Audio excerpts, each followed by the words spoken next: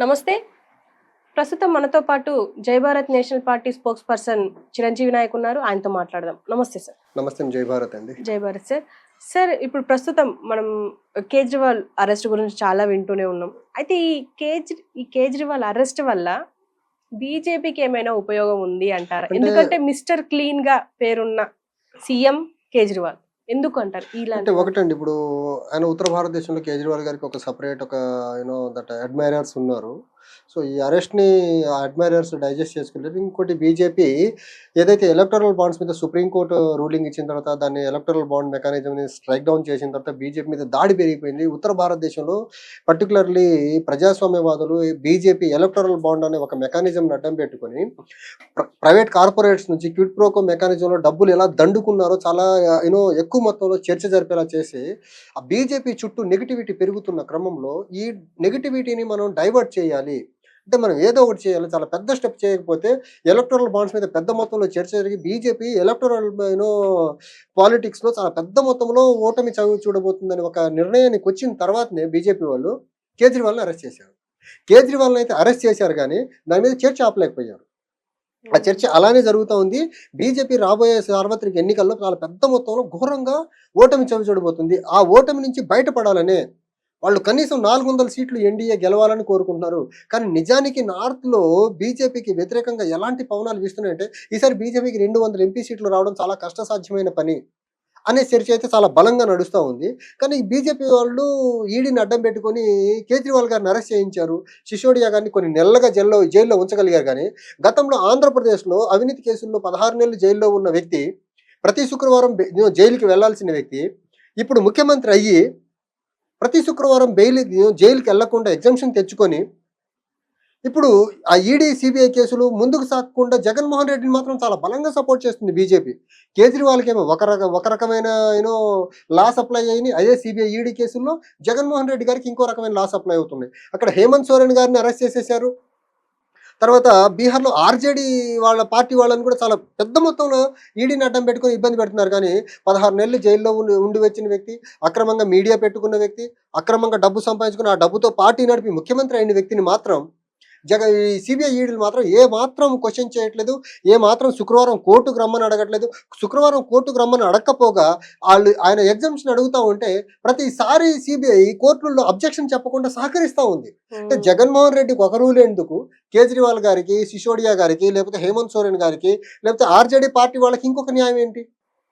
So BJP తన తప్పిదాన్ని కప్పిపుచ్చుకునే దానికి వాళ్ళకి నచ్చని వ్యక్తుల్ని ఒకలా అరెస్ట్ చేసి ఇబ్బంది పెడతా ఉంటుంది. వాళ్ళకి నచ్చే వ్యక్తులు ఎన్ని కరప్ట్ బ్యాక్గ్రౌండ్లు ఉన్నా, ఎన్ని హత్యల్లో కేసులున్నా వాళ్ళని ఒకరా ప్రొటెక్ట్ చేసుకుంటా వస్తుంది. ఇది బీజేపీ యొక్క దాన్ని ఏమంటారు, ద్వంద్వ నీతికి నిదర్శనము. బీజేపీ ఏ మాత్రం కరప్షన్ మీద సీరియస్గా ఉంటే, పర్టికులర్లీ నరేంద్ర మోదీ అనే వ్యక్తి కరప్షన్ విషయంలో సీరియస్గా ఉంటే ఆ దేశంలో ప్రప్రథమంగా జైలుకి పంపించాల్సిన వ్యక్తి ఆంధ్రప్రదేశ్ ముఖ్యమంత్రి జగన్మోహన్ రెడ్డి గారు. 16 నెలలు జైల్లో ఉండొచ్చారు. ఆయన ఎంపీ కాకముందు, వాళ్ళ నాన్న ముఖ్యమంత్రి కాకముందు వాళ్ళ ఐటీ రిటర్న్స్ చూడండి ఎంత దయనీయంగా ఉన్నాయో. వాళ్ళకి ఏ పార్టీ పరిశ్రమలు ఉన్నాయో చూడండి. వాళ్ళ నాన్న ముఖ్యమంత్రి కాకముందు, వాళ్ళ నాన్న ముఖ్యమంత్రి అయిన అనతి కాలంలోనే పేపర్ పెట్టేశారు, టీవీ పెట్టేశారు, సిమెంట్ ఫ్యాక్టరీలు పెట్టేశారు, షెల్ కంపెనీలు పెట్టేశారు, ప్యాలెస్లు కట్టేశారు. వాళ్ళ అపోజిషన్లో ఉన్నప్పుడు కట్టలేని ప్యాలెస్లు, పెట్టలేని బిజినెస్లు ఒక్కసారి వాళ్ళ నాన్న ముఖ్యమంత్రి అయిన తర్వాత ఎలా కట్టగలిగారు వీళ్ళు? దీని మీద విచారణ జరిపించాల్సిన జగన్మోహన్ రెడ్డి, నరేంద్ర మోదీ గారు అది చెయ్యకుండా కొద్దిపాటి క్లీన్ ఇమేజ్ ఉన్న అరవింద్ కేజ్రీవాల్ గారిని ఈ రకంగా ఇబ్బంది పెట్టి ఆయన ఎలక్షన్లో బయట ఉండకుండా, క్యాంపెయిన్కి అందుబాటులో లేకుండా జైల్లో పెట్టడం అనేది బీజేపీ కేజ్రీవాల్ని చూసి భయపడుతుంది అనే దానికి నిదర్శనం ఇది. అండ్ మనం బీజేపీ గురించి మాట్లాడుకుంటే మీరు అన్నారు ఖచ్చితంగా ఓడిపోతుంది, ఎందుకంటే నెగిటివ్ వస్తుంది అనేసి. కానీ ఇప్పుడు అయోధ్య కానీ, ఇప్పుడు ఆర్టికల్ 370 కానీ చాలా చాలా వరకు వచ్చినాయి. దాని వల్ల పాజిటివిటీ మీరు 370 ఆర్టికల్ 370ని రద్దు చేశారు. ఎందుకు రద్దు చేశారు? దేశ సమగ్రత కోసం రద్దు చేశారా, లేకపోతే 370ని అడ్డం పెట్టి రద్దు చేశామనేసి ఎలక్షన్ ర్యాలీస్లో ఎలక్షన్కి వెళ్ళేటప్పుడు 370 ఎంపీ సీట్లు అడిగేదానికి రద్దు చేశారా? 370 సీట్లు ఎంపీ సీట్ల కోసం రద్దు చేశారా, దేశ సమగ్రత కోసం రద్దు చేశారా? Narendra Modi BJP party answer చేయాల్సింది దీనికి. అండ్ సెకండ్ థింగ్, రామ్ మందిరం అంటున్నారు. రాముడు ప్రజలకు అందుబాటులో ఉన్నాడని రామాయణం చెప్తా ఉంది. రామరాజ్యం అంటే ప్రజల యోగక్షేమాల కోసం పనిచేశాడు అనేసి చెప్తా ఉంది. రామరాజ్యం అంటే అవినీతి పరుల పాలిట ఒక ఉక్కుపాదం మోపాడని ఉంది. మీరు రామరాజ్యము రాముడు అని అంటే రాముడు గుడి పెడితే సరిపోతుందా? అవినీతి పరులు జగన్మోహన్ రెడ్డి మీరు ఎందుకు జైల్లో పెట్టరు? హిండెన్బర్గ్ రిపోర్ట్ మీద మీరు ఎందుకు ప్రాంప్ట్గా రియాక్ట్ అవ్వలేదు? రామరాజ్యం అని చెప్పే మీరు, రాముడు అని చెప్పే మీరు, రైతులు నెలలు పడి ఢిల్లీ పరిసర ప్రాంతాల్లో రోడ్ల మీద కూర్చుంటే మీరు ఎందుకు మాట్లాడలేదు? మీరు రామరాజ్యం అని చెప్పేది మీరు అన్ఎంప్లాయ్మెంట్ ఘోరంగా పెరిగిపోయి అండర్ 25 ఏజ్ గ్రూప్ ఉన్న యూత్ 42% అన్ఎంప్లాయీస్గా ఉంటే వాళ్ళకు ఉపాధి కల్పన గురించి మీరు ఎందుకు మాట్లాడరు? రామరాజ్యం అని చెప్పే మీరు సంవత్సరానికి 2 కోట్ల ఉద్యోగాలు ఇస్తారని 2014లో చెప్పి పదవి పొందిన మీరు ఉద్యోగ కల్పన ఫెయిల్ అయిన విషయాన్ని మీరు ఎందుకు సీరియస్గా పరిగణలోకి మాట్లాడరు? రామరాజ్యం అని చెప్పిన మీరు ఇన్ఫ్లేషన్ గురించి ఎందుకు మాట్లాడరు? ఇన్ఫ్లేషన్ పెరిగి పేదలు సరైన పౌష్టికాహారం అందక చాలామంది పావర్టీకి గురైపోయి రకరకాల ఫుడ్ అందుకు ఇబ్బంది పడతా ఉండి గ్లోబల్ హంగర్ ఇండెక్స్లో ఇండియన్ యొక్క ఇండెక్స్ పెరుగుతూ ఉంటే దాని గురించి మీరు ఎందుకు మాట్లాడరు? రామరాజ్యం ఇండియాలో ఎక్కడుంది? మీరు రాముడు విగ్రహం పెట్టేసి దాని చుట్టూ పాలిటిక్స్ నడిపి హిందుత్వ అనే ఒక పాలిటిక్స్ ఎమోషనల్ చుట్టూ ఎలక్షన్ నడిపి ఎలక్టరల్ మైలేజ్ పొందాలనే ఒక తపన తప్ప మీకు ప్రజల యోగక్షేమాలు, దేశం యొక్క యోగక్షేమాలు ఎక్కడ పడుతున్నాయి అసలు మీకు? ఈవెన్ మణిపూర్ విషయంలో కూడా మణిపూర్లో లేడీస్ని అంత నగ్నంగా రోడ్ల మీద తిప్పితే దాని మీద నరేంద్ర మోదీ గారు కనీసం ఒక్క మాట మాట్లాడకపోగా అదే టైంలో Indian world cup cricket team ఫైనల్స్లో ఓడిపోతే వాళ్ళ డ్రెస్సింగ్ రూమ్లోకి వెళ్ళి ఇన్ ప్రజెన్స్ ఆఫ్ కెమెరా వాళ్ళందరినీ కన్సోల్ చేసి వాళ్ళ ఒక టీమిండియా క్రికెట్ మ్యాచ్లో ఓడిపోతే కన్సోల్ చేసేదానికి ఉన్న టైము మణిపూర్లో అల్లర్లు కంట్రోల్ చేసేదానికి ప్రధానమంత్రి గారికి లేవా?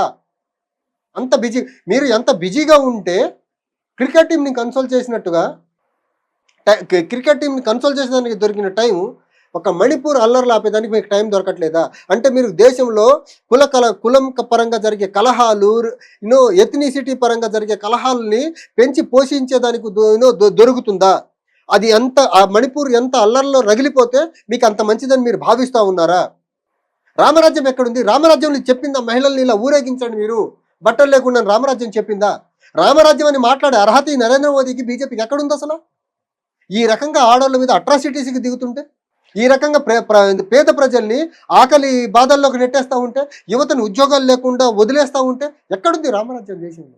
అండ్ ఇప్పుడు కేజ్రీవాల్ అరెస్ట్ అయిన తర్వాత ఆయన అంటే జనరల్గా ఏ సీఎం అరెస్ట్ అయినా రాజీనామా చేసేసి వెళ్తారు.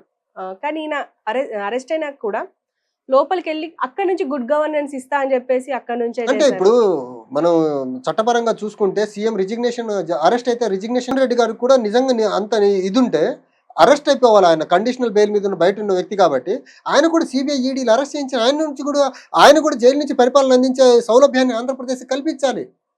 CBI ED particular ED Kejriwal గారి విషయంలో ప్రవర్తించిన తీరు జగన్మోహన్ రెడ్డి విషయంలో ఎందుకు ప్రవర్తించట్లేదు? ఒక్క లిక్కర్ కేసుకే మీరు అంత చేస్తే మీ 11 కేసులు మోపారు ఈడీ వాళ్ళు జగన్మోహన్ రెడ్డి మీద. ఆ 11 కేసుల మీద బయట ఉన్న వ్యక్తి మీద మీరు ఎందుకు కనీసం యాక్షన్స్ తీసుకోరు? కనీసం శుక్రవారం కోర్టుకు రండి అడిగే టైం ఈ సిబిఐ ఈడీకి లేదా? అంటే ఇద్దరు ముఖ్యమంత్రులే, ఒకళ్ళకి ఒక నీతి ఎందుకు, ఇంకోళ్ళకి ఇంకో నీతి ఎందుకు? ఓకే సార్, థ్యాంక్ యూ అండి.